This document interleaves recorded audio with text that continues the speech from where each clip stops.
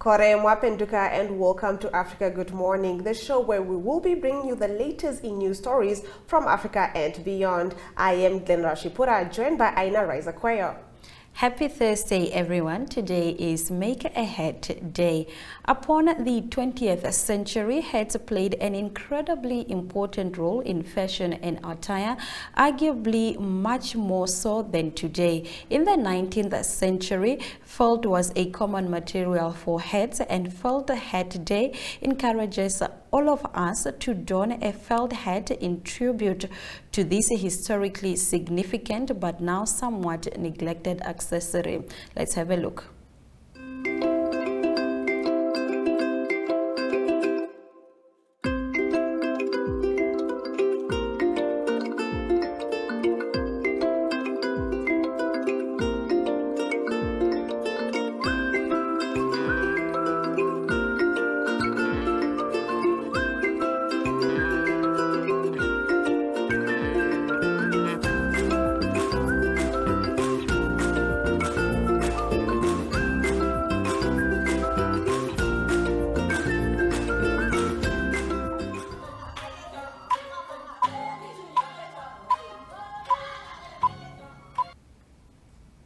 Let's have a look at the news-making headlines across Africa. More than 90% of countries experience drop in life expectancy. We are dying earlier, we are less educated, and our incomes are going down. These words are part of the somber statement by Achim Steiner, administrator of the United Nations Development Programme this month. The UN Human Development Index, created more than 30 years ago, has for the first time seen a drop for 2 years straight. The latest report found that 9 out of 10 countries' life expectancies, education levels, and living standards have fallen in nearly every country. The global average life expectancy shrunk by a year and a half between 2019 and 2021 from 72.8 years to 71.4 years. The COVID-19 pandemic, which brought most of the world to a standstill, the effects of climate change, and the war in Ukraine are the major drivers behind this global reversion. The UN says the world has been lurching from crisis to crisis over the past 2 years, and populations haven't had enough time to recover. It's a new complex of uncertainties and have emerged for the first time in human history. All of this is according to the United Nations. In our next story, South Africa reports 2 deaths linked to COVID vaccine. South Africa's Medicines Regulatory Authority says it has recorded 2 fatal cases of the rare Guillain-Barré syndrome in people who had received a Johnson & Johnson COVID jab. The South African Health Products Regulatory Authority reported its first case in August and the second on Monday. SAHPRA has been informed of a second fatal case of Guillain-Barré syndrome following vaccination with the COVID-19 vaccine, Janssen. It said in a statement using the vaccine's commercial name. In a response to AFP Tuesday, Johnson & Johnson said very rare cases of the neurological disorder Guillain-Barré syndrome have been reported following vaccination with the Janssen COVID-19 vaccine, with most occurring during the first 42 days following vaccination. GPS is a very rare but severe adverse event that is associated with the administration of various vaccines and other medicines, and can also be triggered by infections such as SARS-CoV-2, it said, but it made no direct reference to the South African cases. Now pressed for details, SAHPRA on Tuesday refused to disclose further information, citing patient confidentiality. Now the regulator added that the event reported in the vaccine recipient were consistent with the case's definition of GBS, and no other likely cause of GBS was identified at the time of illness. Study reveals that excessive use of antibiotics in treating poultry is risky for consumers. Excessive use of antibiotics in Tanzania's poultry industry poses a serious health risk to consumers and leads to chicken developing antibiotic-resistant bacteria, a new study warns. The study, titled Determination of Sulfonamides and Residues in Liver Tissues of Broiler Chicken Sold in Kanondini and Ilala Municipality, Dar es Salaam, Tanzania, was conducted by Winston Ulomi, Fausta Mgaya, Zuhura Kimera, and Meki Mate from the Department of Microbiology and Immunology at the Mabry Hill University of Health and Allied Sciences. The cross-section study was meant to determine the concentration of sulfonamide and tetracycline residues in the liver tissue of broiler chicken sold in Dar es Salaam and whether the amounts found was within the legally and acceptable limits in food. The study indicated all the samples collected contained tetracycline remnants, although 21.4% showed the existence of sulfonamide remains, and those containing both sulfonamide and tetracycline were 21.4% of the collected sample. While the study acknowledged the concentrations of sulfonamide to be within the maximum limit, but 90.5% of the samples had tetracycline levels that exceeded the acceptable daily intake. Egyptian court confirms dismissal of lecturer who shared belly dancing clip. A top Egyptian court has upheld a decision to expel an academic from her university job after she published a video of herself belly dancing, according to court ruling seen by Reuters on Tuesday. Mona Prince, who was an English language lecturer at the state-run Zeus University, posted a video in 2017 on her personal Facebook page showing herself belly dancing on a terrace in a blue galabaya or traditional long dress. The post stirred controversy, and some students later complained that Prince had undermined religious values with the content she presented during her teaching. Egypt's Supreme Administrative Court said Prince had committed violations, including deviating from the scientific description of the academic curricula and spreading ideas that contradict heavenly beliefs and public order. It also said that the posting and sharing of the belly dancing clip degrades the prestige of university professors and their responsibility to spread values. The court's verdict is final and bars Prince from working in private or public universities. In our next story, gunshots ring through the night. Zama infighting suspected as bodies found near Marisburg off ramp. The Bosmont Community Policing Forum believes that the death of at least 6 suspected Zama is due to infighting. Bodies were found scattered at the Marisburg off-ramp on Wednesday morning. A passerby found the first body lying on one side of the highway off-ramp and alerted community patrol. Police were then called to the scene where, after searching the area, they found a further 5 bodies. The 6th body was found in the wetland in the field near Main Reef Road. Spokesperson Brenda Murudili said the bodies of the suspected Zamazamas are found with gunshot wounds. The community alleged there had been an influx of Zamazamas in the area who allegedly traveled through an underground tunnel. Bosmont CPF officer Friday Domingo said Zamazama has been a problem in the area for more than a year. Murudili emphasized that the issue of legal minors has been elevated to the provincial police and is being dealt with by a special unit. She said with Interpol, police are in contact with the neighboring countries like Lesotho, where most Zamazamas are alleged to have come from. After the break, we return with more news from South Africa.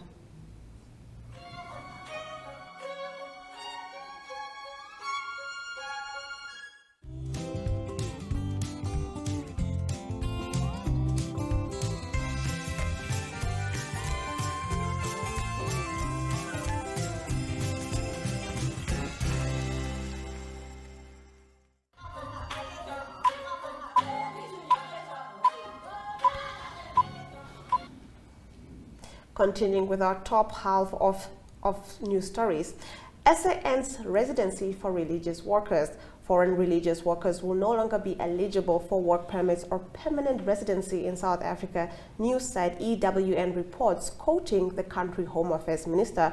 Minister Aaron Motsoaledi was appearing in front of a parliamentary committee investigating how controversial Malawian televangelist Shepherd Bushiri and his wife Mary fled the country in 2020 while facing money laundering charges. Now, a senior and 4 junior South African Home Affairs officials have been suspended for allegedly issuing Mr. Bushiri a residency permit. South Africa sent a formal extradition request to Malawi for Bushiri. I want to confirm that on our movement control system, we do not see any record of the Bushiris leaving, which means they left the country illegally. Mr. Motsoaledi said on Tuesday, EWN reports. The minister also said that an investigation had been launched to determine how another evangelist, Nigerian Timothy Omotso, who is facing a rape and human trafficking charges, had acquired South African residency. In our next story, dozens of children death prompt Gambia to suspend paracetamol syrup sales. Gambia on Tuesday ordered importers and shops to suspend sales of all brands of paracetamol syrup while the government investigates a suspected link between the medicine and the death of dozens of young children. Last Thursday, the head of the West African country's health service said it had launched the probe after a spike in cases of acute kidney injury among children under the age of 5 was detected in late July. The medicine regulator, known as Medicine Control Agency, said there was insufficient data to warrant a general ban on paracetamol syrup, a painkiller often used to treat fever in children. The children suffered symptoms including an inability to pass urine, fever, and vomiting that quickly led to kidney failure. It did not name any specific brands but said some samples had been sent abroad for quality control testing. In our next story, protesters returned to the streets of Khartoum.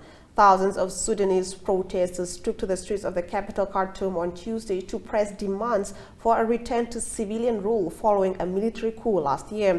Many carried posters criticizing the military. Others showed pictures of some of the 116 people that pro-democracy medics say have already been killed in a previous crackdown on the anti-coup protest.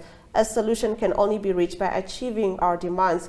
We'll keep on protesting. There isn't a time frame for the revolution. Once you fulfill our demands, the demonstrations will stop, affirmed protester Tarek Otman. Sudan has been rocked by waves of demonstrations since the armed forces led by General Abdel Fattah al-Burhan gripped power in October. In our next story, Cape Town wants more cops in tourist hotspots and drones patrolling hiking trails. The city of Cape Town wants more law enforcement officers in its most visited areas and drones surveying popular hiking spots to keep tourists safe as international travel rebounds from COVID-19 pandemic. Cape Town is looking to capitalize on the rebound of international travel following the easing of pandemic-induced restriction, but to regain favor with the foreign tourists, the city will need to address serious security concerns which continue to plague the recovery of South Africa's tourism sector as a whole. Attracting more overseas tourists and high per day spend to the mother city remains a key focus for Cape Town Mayor Gordon Louis, who spoke at the launch of the CCID's latest report, recounting a recent personal experience with tourists in distress. Louis emphasized that the safety of visitors to the city would be prioritized. In our last story, mining executives sentenced over Burkinabe disaster. A court in Burkina Faso has found 2 mining executives guilty of involuntary manslaughter following the death of 8 miners in April at a flooded zinc mine in the west of the country. The director of the Canadian-owned Percoa zinc mine, Hein Frey, was found guilty of manslaughter and sentenced to 24 months suspended imprisonment and a fine of $3,000. The miners were trapped after floodwaters engulfed the mine after unexpected torrential rains. The victims include 6 Burkinabes, a Zambian and a Tanzanian. A 24-hour-a-day search and rescue mission had been set up to try and rescue the miners who had been working at a depth of more than 500 meters. The flooding of the mine caused outrage in the country. Now, after the break, we talk about the Bank of Namibia's cry for help.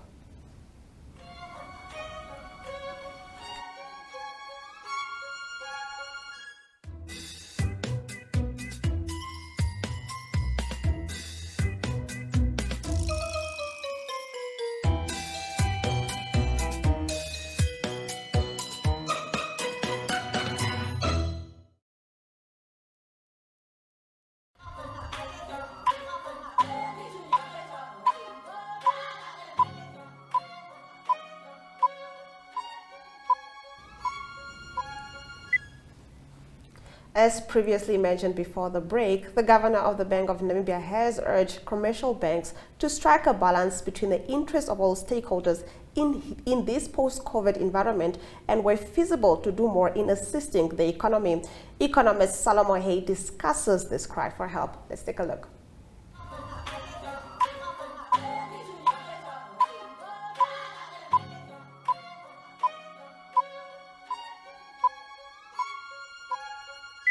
Firstly, I think they could be applying, right?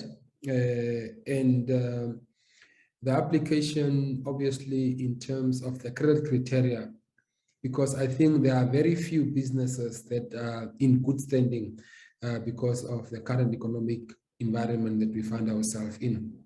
But if you go further and analyze where the growth or where the uptick in private sector credit extension has been, is around advances, right?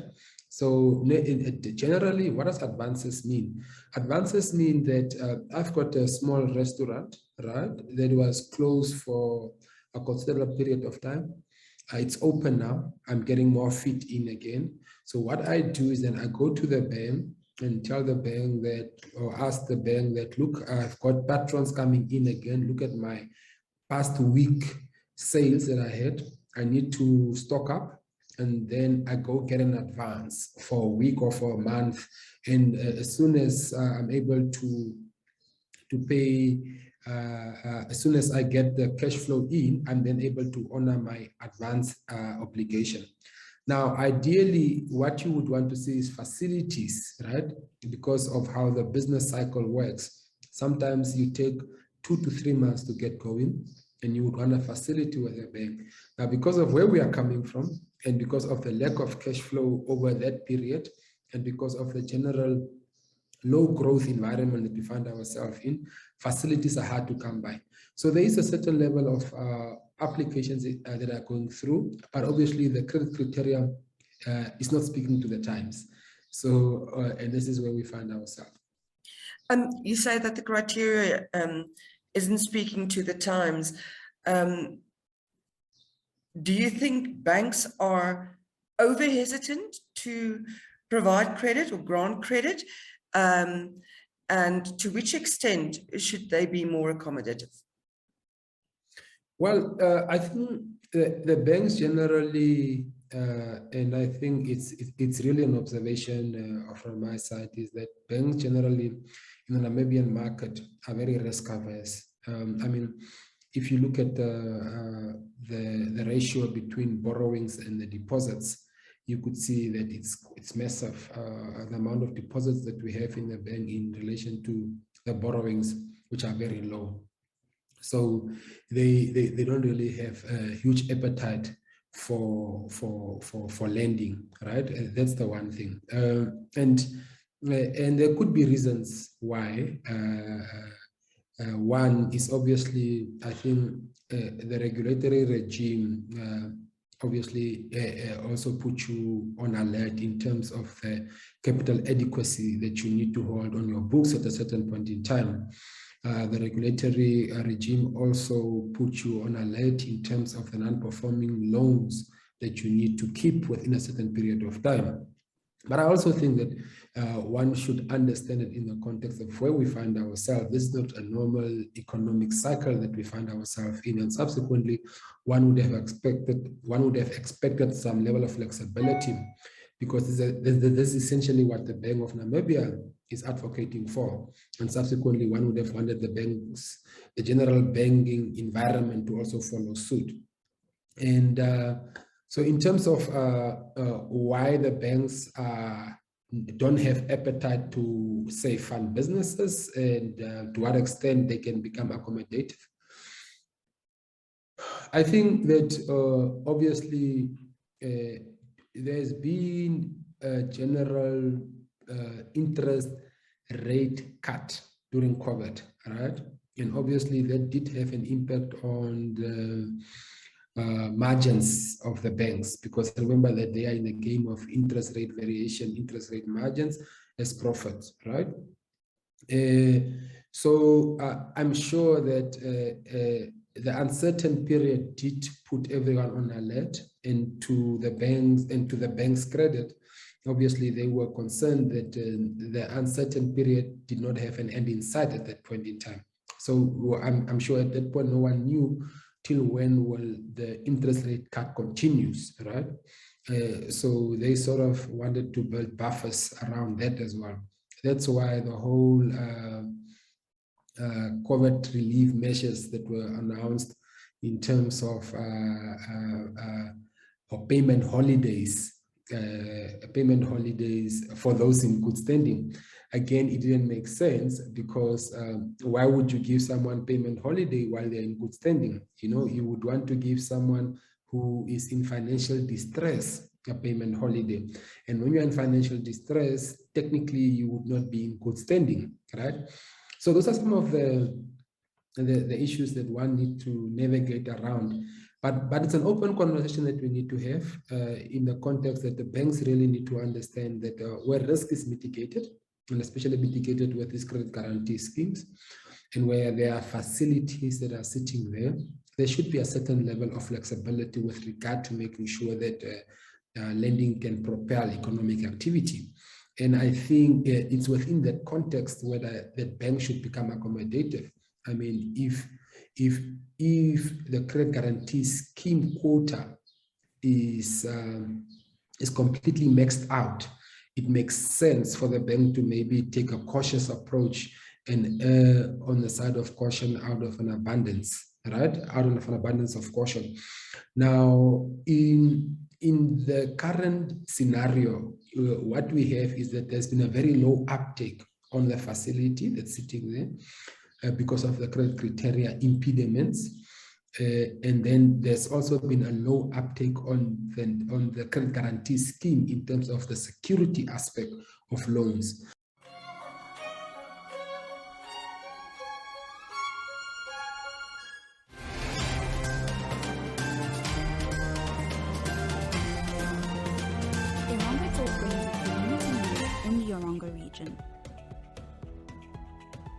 For news-related or advertising queries, contact irongotalk@synergy.com.na.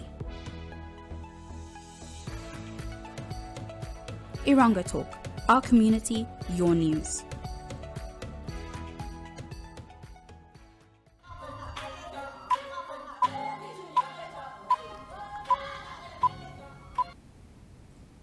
It's time for us to cross over to the House of Stone, and Talent Gore is ready to deliver the news-making headlines in Zimbabwe.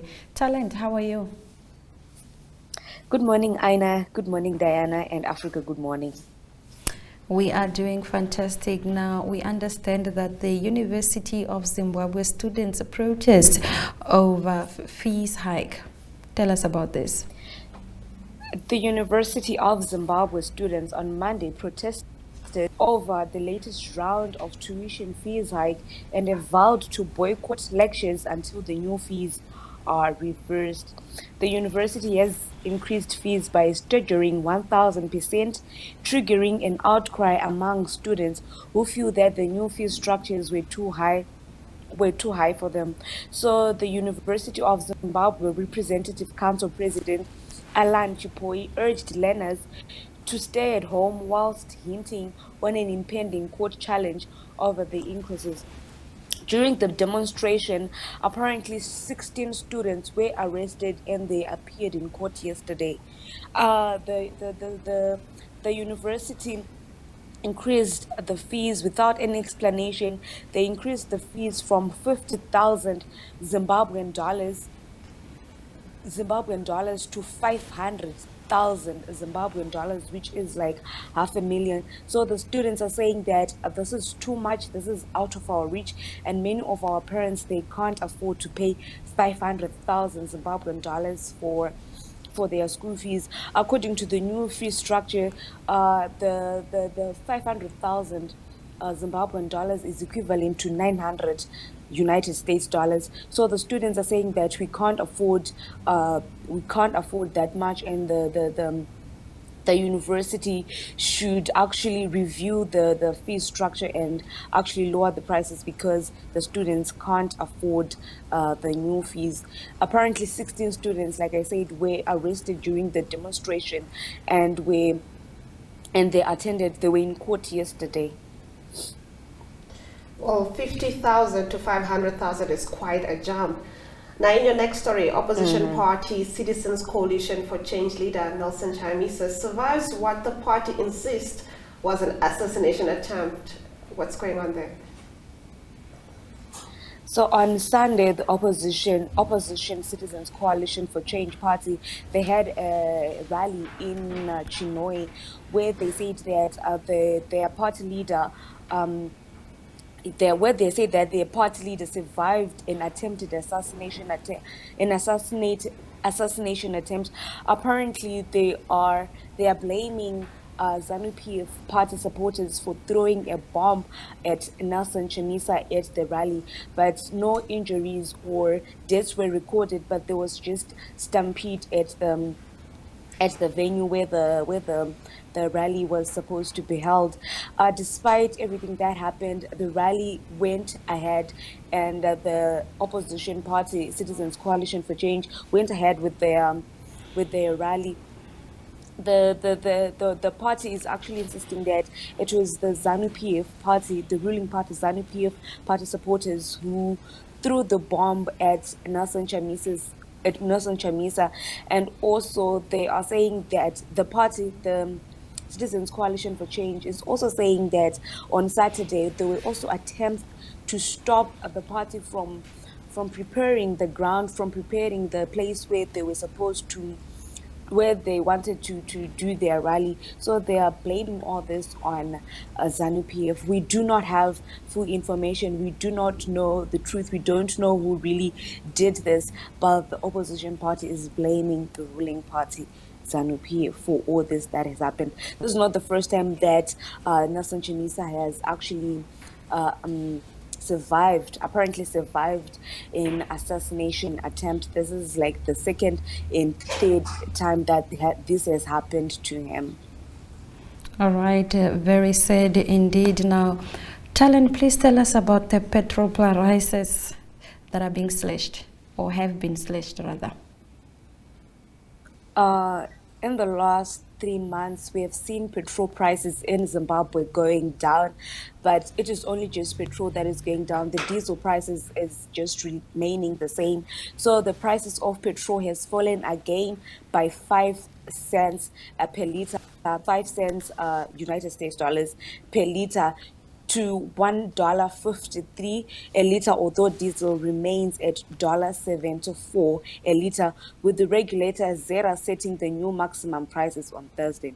The four price reduction in recent weeks have seen petrol prices falling 24 cents a liter, or almost 14% since late June, and that for diesel has remained unchanged. So the Zimbabwe Energy Regulatory Authority said that it is because of the ethanol that they are actually putting in petrol that has seen the prices of petrol going down, and that of diesel remaining the same, or rather actually going up. So that is all on the situation in the country. And apparently we do have the fuel. We don't have a shortage at the moment of fuel, be it diesel or petrol. All right, Talent, we thank you very much for bringing us the news making headlines in Zimbabwe. You are welcome, and thank you very much for having me. Awesome stuff. Now let's have a look at the weather predictions for Southern Africa.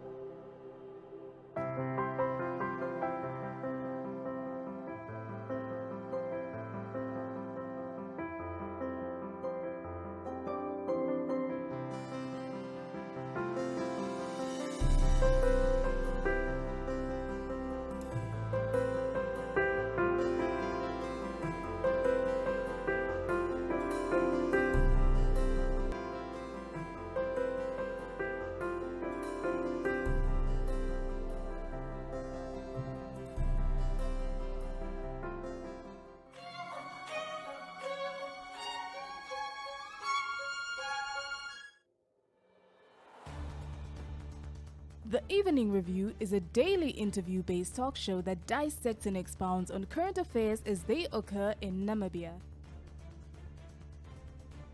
The show aims at reaching Namibians of all age groups who seek better understanding of the state of current affairs in the country.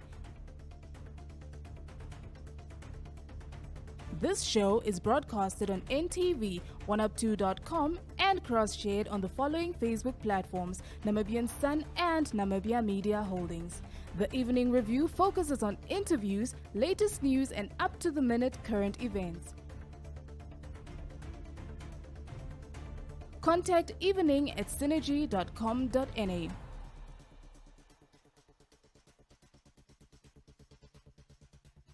Evening Review, unpacking today's pertinent issues.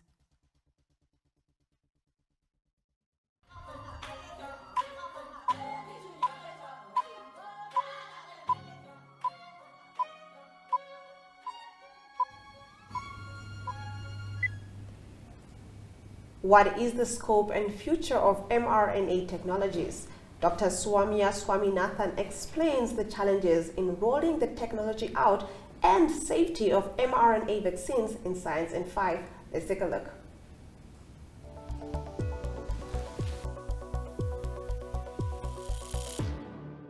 mRNA technologies. What is their future and scope, and what are the challenges that countries might face in rolling them out?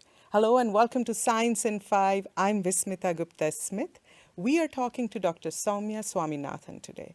Soumya, talk to us about mRNA technologies. What is the future? I think everybody around the world now has heard of mRNA. It stands for messenger RNA.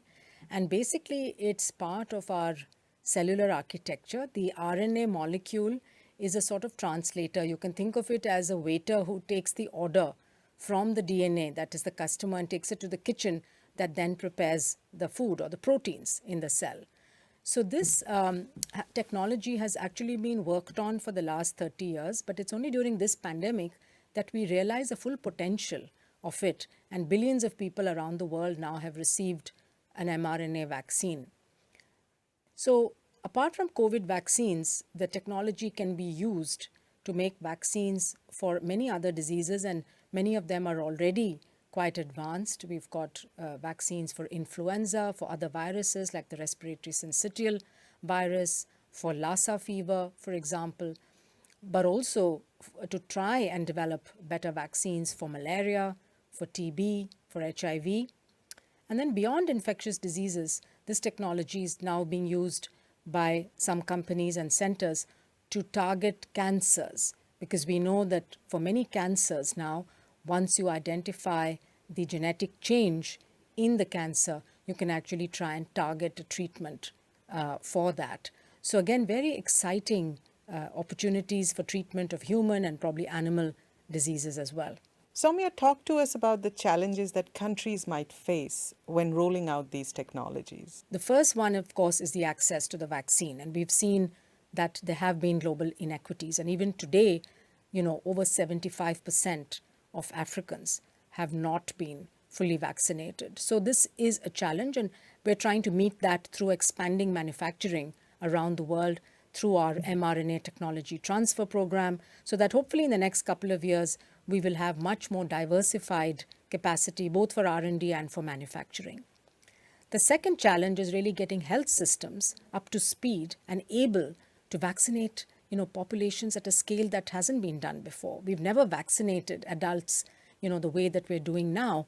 And to cover the whole world's population means that you need the human resources, the financial resources, the technical know-how, but also the supply chain. So all of these need investment, need planning, and need support. And the third set of challenges is around vaccine acceptance or vaccine hesitancy. And there's been a lot of misinformation being spread around mRNA in particular because it's a new technology, and somehow it looks like there's some changes to the genetic structure of our bodies, which is certainly not the case. As I said, it only takes the message, it takes the protein sequence and tells the cell, go ahead and make the spike protein. And then the mRNA itself gets disintegrated in our bodies very quickly. Soumya, talk to us about the safety of mRNA vaccines. So the safety of vaccines is given a lot of importance by WHO and also by regulatory agencies, because vaccines are given to healthy people to prevent disease, to prevent infections.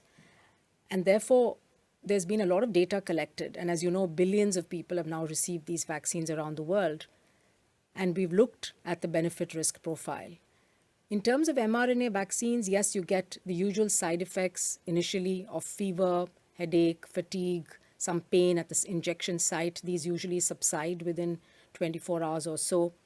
Very rarely you can get what is called myocarditis, which is inflammation of the heart muscles. This has been observed, again, it's very rare, but it's been seen among young men mostly, 15 to 30 years of age, usually after the second dose of the mRNA. In almost all the cases, it's been mild and self-limiting with full recovery. And the fact is that the COVID infection itself causes myocarditis, 4 times more common than has been seen after vaccination. So it's actually much worse to get myocarditis from COVID disease, because that can give you prolonged cardiac problems. We have good systems of monitoring safety, and as time goes on, we've been able to collect more and more data. And at this point of time, we're very confident that all the vaccines that are authorized for use for COVID have very good safety profiles. Thank you, Soumya. That was Science in 5 today. Until next time then, stay safe, stay healthy, and stick with science.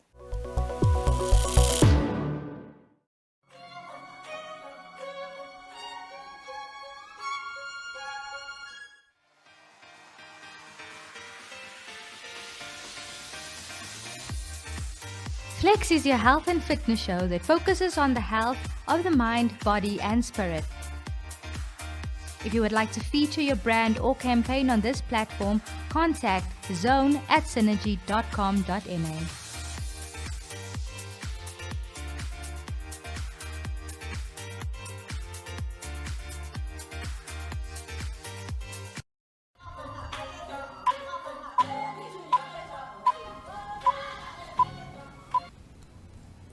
In our top economic news this morning, SA Express placed in final liquidation. The High Court has placed SA Express in final liquidation on Wednesday after it went into provisional liquidation already in April 2020 when a business rescue attempt failed. It had not operated since repeated attempts to conclude a sale of the airline failed, and in March this year, the provincial liquidators announced the reopening of the bidding process. This attempt, however, also appeared to have failed. The provincial liquidators indicated in 2020 that the amount to be raised was 50 million rand. At the same time, the sales by the liquidators of the airline's few tangible assets raised about 30 million rand. The Fly SAX consortium, made up of former employees, offered 5 million rand for the intangible asset of SAX, which essentially comprised the license and related routes. However, early in August this year, the Air Service Licensing Council cancelled the license of SAX on the grounds that it was not complying with the licensing provincial of the International Air Services Act. The loss of its license meant that SAX had no tangible asset left either. Swinging over to East Africa, hard times for Kenya's SGR as port operations return to Mombasa. President William Ruto has returned all port operations transferred to Nairobi and Naivasha inland container depots to Mombasa, reversing one of the most controversial policies of the Jubilee administration to ensure that the standard gauge railway has minimum guaranteed business to repay the 450 billion shillings debt taken to build it. The Uhuru Kenyatta administration forced traders to use the modern railway line, a policy that saw the government transfer clearance to enforce compliance. Speaking on Tuesday during his inauguration, Dr. Ruto said the move is aimed at restoring thousands of jobs that had been lost in Mombasa. This afternoon, I will be issuing instructions for clearance of all goods and other attendant operational issues to revert to the port of Mombasa. This restores thousands of jobs in the city of Mombasa, said Mr. Ruto. Now, former President Uhuru Kenyatta in 2019 launched the extended SGR freight services from Mombasa to Naivasha ICD, promising faster transportation of cargo to Western Kenya and on to neighboring countries. He also put in place various policies to protect the SGR, but ended up hurting transporters who lost thousands of jobs at the Kenyan coast. The directive is also likely to hurt the businesses that had set up in Naivasha after the directive. The Naivasha ICD was at the heart of Kenya's ambition to become the transport corridor of choice for neighboring countries like Tanzania and Uganda. The state also launched in the same year the upgraded ICD in Nairobi to promote efficient transportation of bulk cargo from the port of Mombasa to the hinterland. The Nairobi ICD that was built by the China Roads and Bridge Corporation was expected to decongest the port of Mombasa while lowering the cost of transporting goods. In our next story, Europe's battle with big tech. Google now has to pay a record fine. The European Union is on a mission to rein in US giant tech, which have been accused of tax avoidance, stifling competition, ranking in billions from use without paying for it, and spreading misinformation. In the past few years, the EU has slammed eye-watering fines on Apple and Google in tax and competition cases and drawn up a landmark law to curb the market dominance of big tech. Brussels has also toughened its code of conduct on disinformation and hate speech. As a European court on Wednesday rejected Google's appeal against a 4.3 billion euro antitrust fine, we look at the battle between Brussels and Silicon Valley. The digital giants are regularly criticized for dominating market by elbowing out rivals. Now, in July, the European Parliament adopted the Digital Market Act to curb the market dominance of big tech, with violations punishable with fines of up to 10% of the company's annual global sales. Closing off our economic news stories, Nigerian minister says plan to commercialize gas flaring at advanced stage.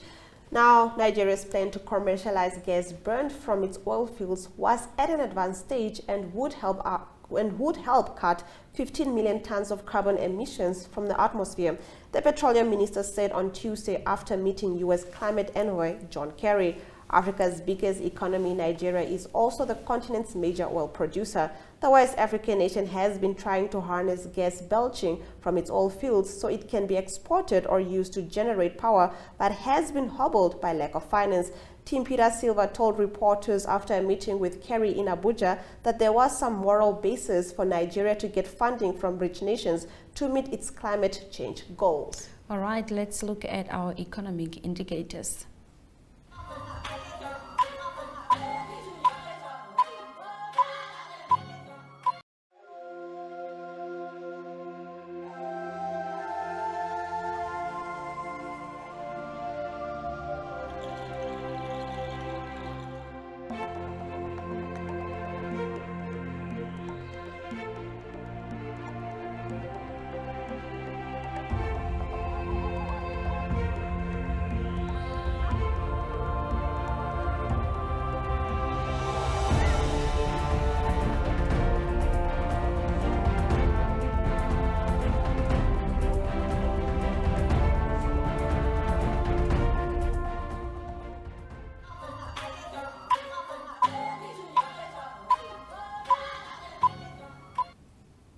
Arehogade is always ready to give us an update on what is happening in the world of sport. Let's have a look.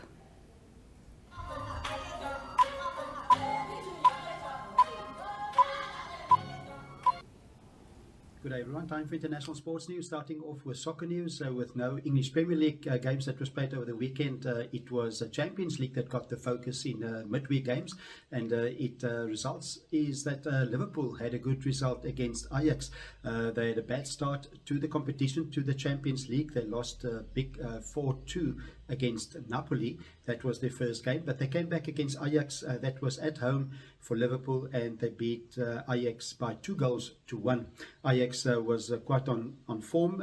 They beat Rangers in their first game in the Champions League by 4-0. Also unbeaten in 6 games in the Dutch league, but it was Liverpool that came back with a late winner. The winner was by Joel Matip, and that was with 2 minutes of normal play left on the clock.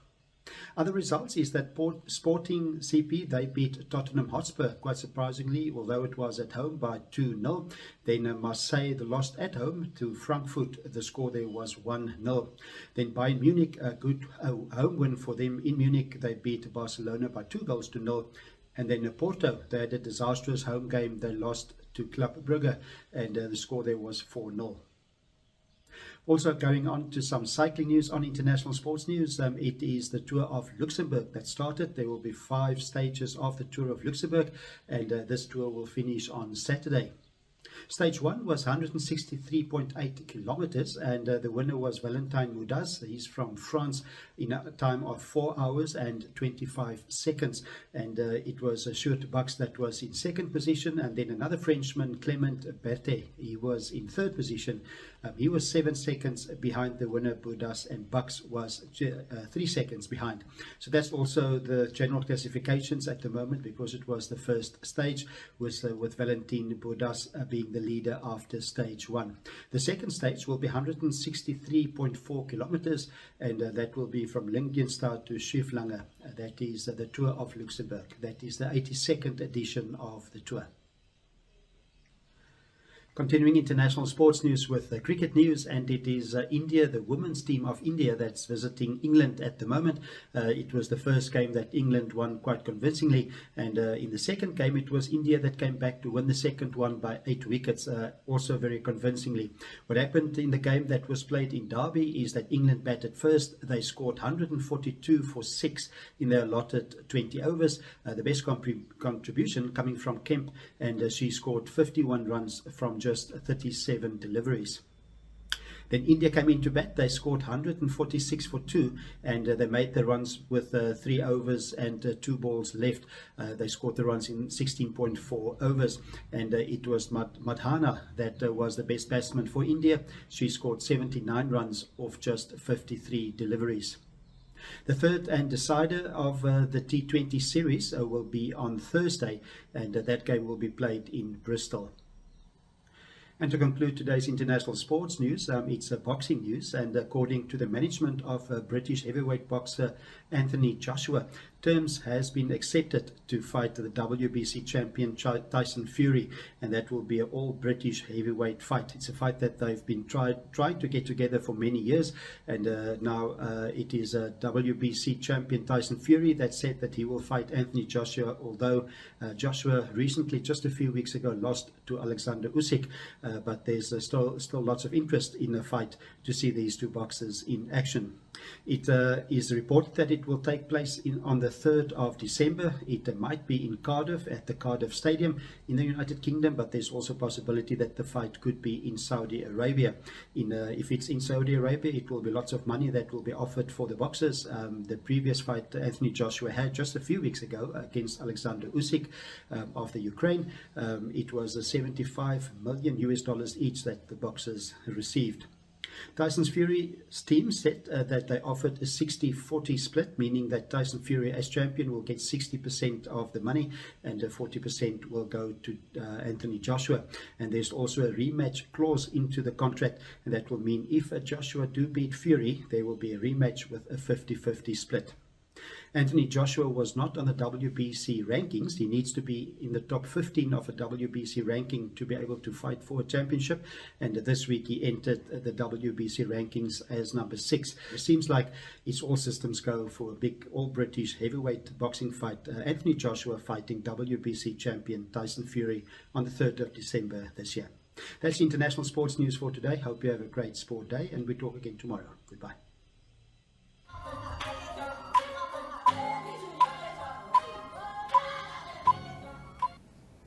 This is Africa Good Morning, and if you've just joined us, here are your highlights.